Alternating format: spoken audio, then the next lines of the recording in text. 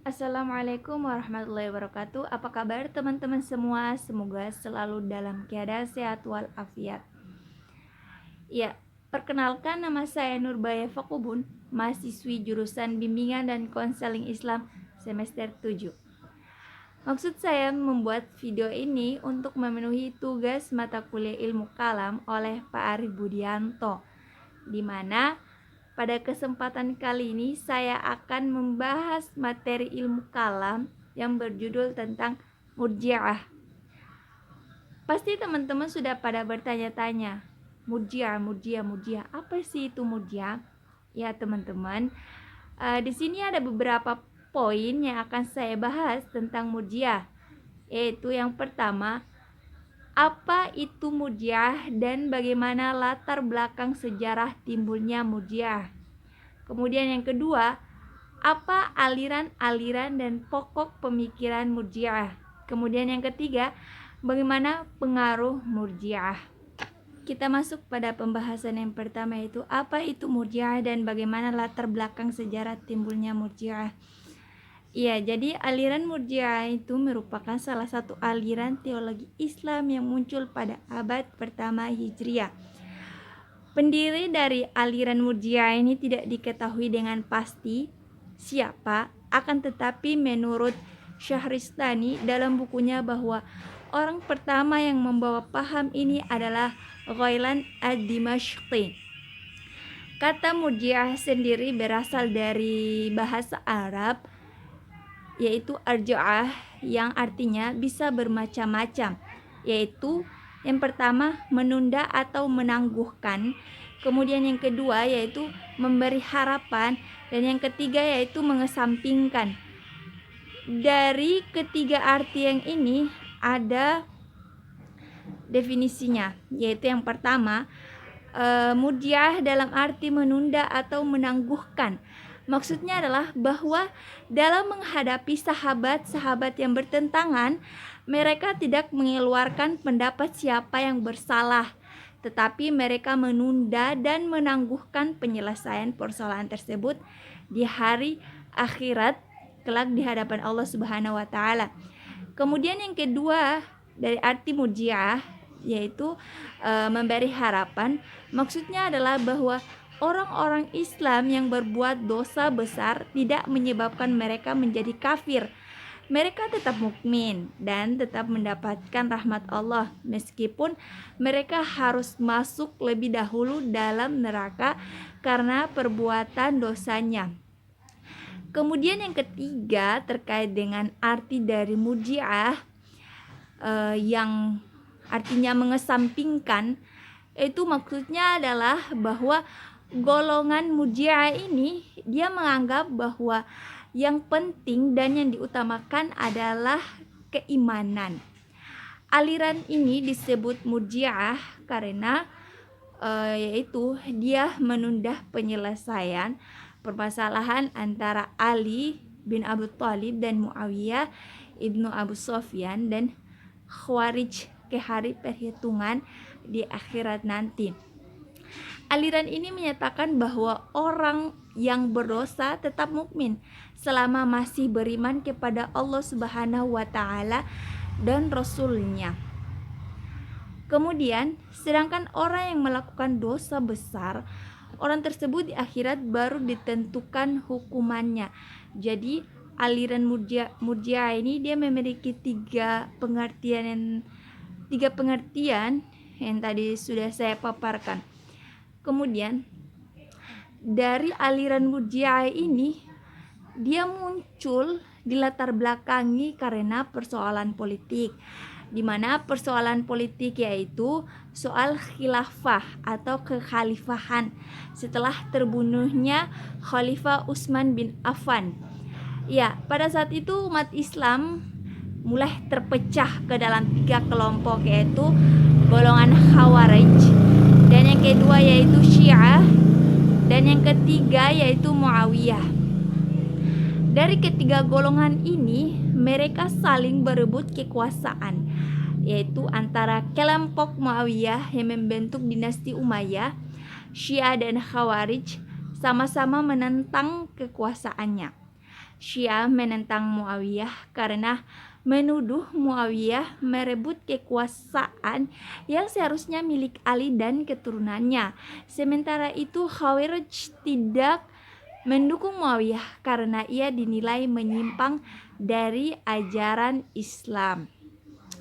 Oleh sebab itu, dari aliran Murji'ah itu sendiri terjadilah pertikaian antara ketiga golongan ini, sehingga mereka saling mengkafirkan sampai akhirnya munculnya sekelompok orang yang menyatakan diri tidak ingin terlibat dalam pertentangan politik yang terjadi, dan kelompok inilah yang kemudian melahirkan golongan Murji'ah atau aliran Murji'ah itu sendiri. Poin pembahasan yang kedua, apa aliran-aliran dan pokok pemikiran Murji'ah? Ya, dalam perjalanan sejarahnya, aliran ini terpecah menjadi dua kelompok, yaitu kelompok yang pertama kelompok moderat dan yang kedua yaitu kelompok ekstrem. Di mana golongan moderat ini adalah yang berpegang pada pendapat yang telah dijelaskan sebelumnya. Tokoh-tokohnya adalah Hasan bin Muhammad bin Ali bin Abu Thalib, Abu Hanifah, Abu Yusuf, dan beberapa ahli hadis. Kemudian kelompok moderat adalah kelompok yang tetap teguh berpegang pada doktrin Murji'ah yang telah dijelaskan. Kemudian sedangkan golongan ekstrem terbagi ke dalam beberapa kelompok, di antaranya adalah yang pertama, Yunusiyah. Yunusiyah adalah kelompok yang dipelopori oleh Yunus ibnu Aun an-Numairi. Ya, jadi menurut kelompok ini, iman adalah mengenal Allah dengan mentaati semua perintahnya dan menyerahkan segala urusan kepada Allah dan mencintai Allah dengan sepenuh hati, bersikap rendah hati dan tidak kufur. Kemudian kelompok yang kedua yaitu Ubaidiyah. Kelompok ini dipelopori oleh Ubaid al-Muqtaib. Menurut dia, semua dosa selain syirik pasti akan diampuni.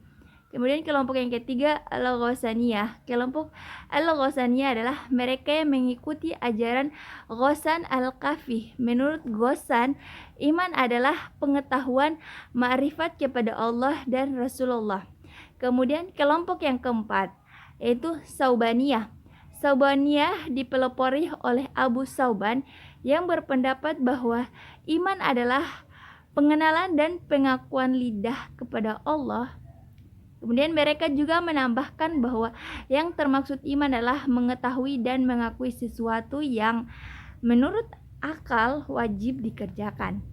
Kemudian kelompok yang kelima yaitu Sholihiyah. Jadi kelompok Sholihiyah diambil dari nama tokohnya, yaitu Sholih ibnu Umar al-Sholihi. Menurut kelompok paham ini, iman adalah semata-mata pengenalan kepada Allah sebagai Sang Pencipta. Sedangkan kekafiran adalah ketidaktahuan terhadap Allah Subhanahu wa taala. Kemudian kelompok yang keenam dari kelompok ekstrem itu sendiri yaitu kelompok Marsyiah, di mana kelompok Marsyiah ini dipelopori oleh Bishr al-Marisi. Ya, jadi kelompok atau paham ini meyakini iman adalah selain meyakini dalam hati bahwa tiada Tuhan selain Allah dan Muhammad itu Rasulnya, juga harus diucapkan secara lisan. Maka tidak dikatakan iman jika tidak diyakini dalam hati dan diucapkan secara lisan. Kemudian kelompok yang ketujuh dari kelompok ekstrem ini sendiri yaitu Karamiyah, di mana kelompok Karamiyah ini dirintis oleh Muhammad bin Karam yang mempunyai pendapat bahwa iman adalah pengakuan secara lisan dan kufur adalah pengingkaran secara lisan. Ya, jadi itulah aliran-aliran atau pokok pemikiran terkait dengan Murji'ah, di mana aliran dari Murji'ah itu terbagi menjadi dua, yaitu aliran moderat dan atau kelompok moderat atau kelompok ekstrem. Kemudian dari kelompok ekstrem itu sendiri melahirkan 7 pemikiran terkait dengan kelompok modern tersebut. Poin ketiga yaitu bagaimana pengaruh Murji'ah. Ya, sebagaimana telah saya uraikan atau saya paparkan terkait dengan aliran Murji'ah ini, bahwa paham atau aliran Murji'ah ini banyak yang tidak ditemukan lagi sebagaimana aliran yang lain, atau tidak lagi kita jumpai aliran ini. Bahkan keberadaan dari aliran Murji'ah ini hilang ditelan masa, dan dia hanya meninggalkan sejarah.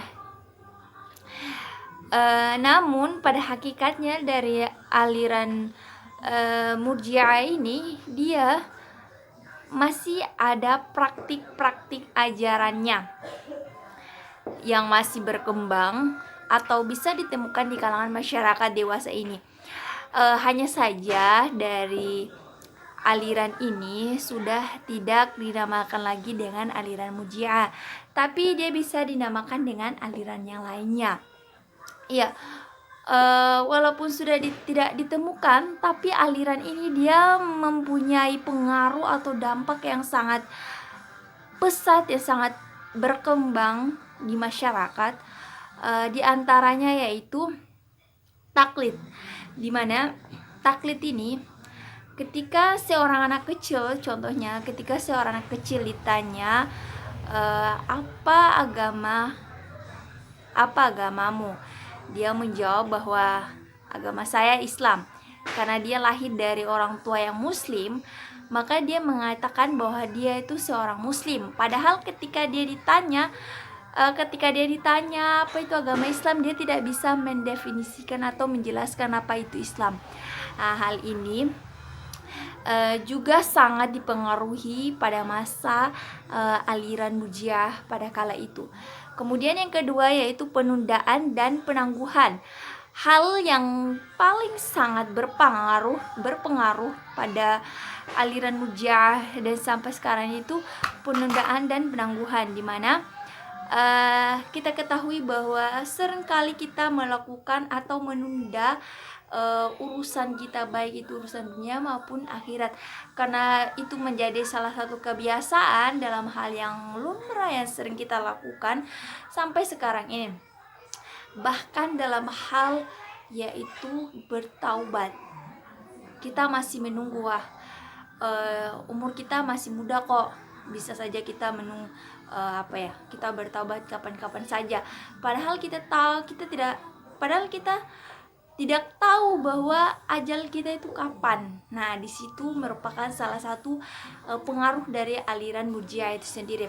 Kemudian yang ketiga yaitu iman dan kufur, di mana sudah diketahui sebelumnya bahwa termaksud salah satu ajaran Murji'ah atau aliran itu adalah tidak berpengaruhnya amal akan keimanan seseorang. Jadi dampak dari pengaruh dari aliran Murji'ah ini, seseorang menganggap bahwa baik iman dan tidak baiknya iman seseorang itu bukan diukur dari cara pandang seseorang, tapi itu hanya menjadi yang menentukannya itu hanya Tuhan. Jadi dia tidak pusing atau dia tidak memikirkan apa yang diomongkan oleh orang-orang terkait dengan masalah keimanannya tersebut. Dia mau iman atau dia mau kufur, itu hanya dia dan Allah yang tahu, dan itu bukan urusan manusia. Kemudian pengaruh dari aliran Murji'ah yaitu tentang pengampunan Tuhan, dimana kita ketahui bahwa seseorang yang seringkali melakukan kemaksiatan yang secara berlebihan dan terus menerus, dan dia tidak merasa bahwa apa yang dikerjakannya adalah dosa, dia melakukan dengan terus menerus. Dia mengetahui dan dia memahami bahwa Allah itu bersifat Ghafar. Artinya Allah bisa saja mengampuni dosa yang ia lakukan. Dia menganggap enteng sesuatunya, dia menganggap bahwa Allah itu bisa mengampuni apa yang dia lakukan, baik itu dosa kecil maupun dosa besar. Sehingga hal ini sudah ada pada aliran Murji'ah, dan ini ada pada kelompok Murji'ah yang tadi sudah saya jelaskan, dua kelompok tersebut, yaitu salah satunya di kelompok ekstrem, di mana kelompok itu terbagi menjadi 7. Dan hal ini sangat-sangat tidak harus ada pada diri kita. Baik teman-teman, itulah pembahasan singkat saya terkait dengan Murji'ah. Semoga kita dapat mengambil ibroh atau hikmah dari pembahasan kita pada kali ini. Semoga kita dijauhkan dari hal-hal yang tidak kita inginkan, dan kita bisa kita bisa mengetahui mana aliran-aliran yang tidak harus kita ikuti dan mana yang harus juga kita ikuti. Mungkin itu saja, sekian dari saya. Lebih dan kurangnya saya mohon maaf, karena salahnya datang dari saya dan kebenaran hanya datang dari Allah. Wabillahi taufiq wal hidayah. Wassalamualaikum warahmatullahi wabarakatuh.